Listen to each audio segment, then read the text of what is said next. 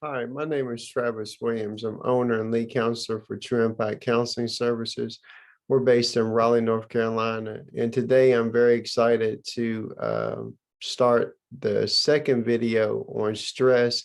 As you know, April is Stress Awareness Month, and we're going to get right into it. Last video, we talked about time being one of the major areas where people feel stressed or stressed out about.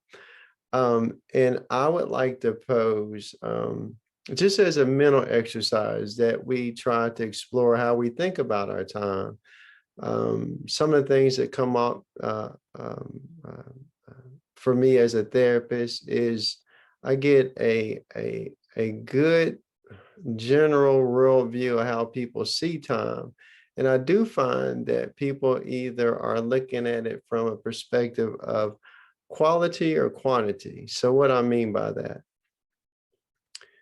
when we talk about quality, that is someone or individual who sees purpose in time. They see ability to apply values with their time.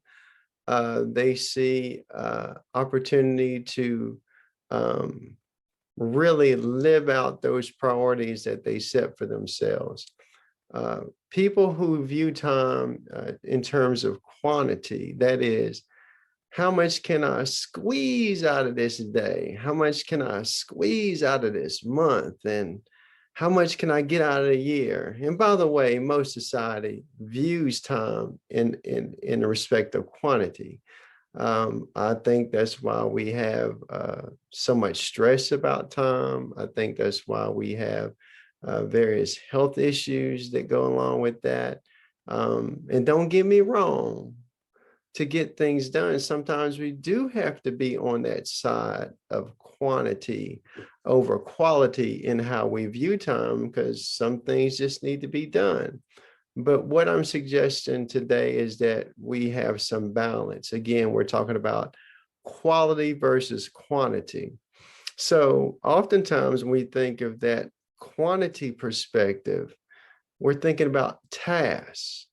We're thinking about due dates. And when we don't reach that due date or make that due date, or we leave some task off, we often are faced with negative emotions like guilt and regret, maybe a little bit of self-judgment when it comes to letting some things slip through the cracks that may bleed into other aspects of our professional and personal life. Okay, so how do we find balance between those two? Well, I'm glad you asked. So one of the things I would like us to focus on, again, this is just general information, is ask ourselves, am I setting priorities, or am I really focused on those to do? So what I mean by that, priorities, I think, are a little bit different than to dos. First of all, we do have to accept that we can't control time. I think time management is overrated. You only have 24 hours in a day. God created that. You can't take it away. You can't add anything to it. And we fool ourselves thinking that we can control it. What we're really doing when we're good time managers is that we are good at prioritizing our time, but those two things are not the same. And what I would suggest you do is get good at prioritizing your time. So what does that mean? One, know what's important to you. Anybody who gets to know me as an individual knows there are very few things that I truly care about. One is my family, one is my God, and one is living in my purpose. There's three things, okay? Not a whole lot of room for error. But if we're looking at our lives through a quantity aspect, I might have a little bit of my family, a whole lot of my job. My outside activities may take up some of those priorities because, again, I'm trying to squeeze so much. And I'm not saying those things are not important, but I'm also talking about stress. Okay. So the more that you can really know what is a priority for you, and you can't have 10 of them, right? So your priority should be minimal. Okay. And for some people, it's going to include work, and that's okay. All I'm saying is be real about that. If work is your priority, it's okay. Just flow with that and be okay that, okay, work is my core priority. That may come with a cost, but if you're okay paying that cost, I can't say anything negative about it. I'm talking to the individuals who want more than just work, but you call work a priority, but you leave out family. And that's why you're mad, upset, and stressed. For that individual, you need to lay down work and pick up family as a priority. You see how that works? And again, no shame in this. For some people, you may not think of it that way. For other people, you may need permission to say that's okay. And I think that we all need to take a pause and ask ourselves, what are our priorities, and be able to name them and begin to live our life in such a way that our time reflects our priorities.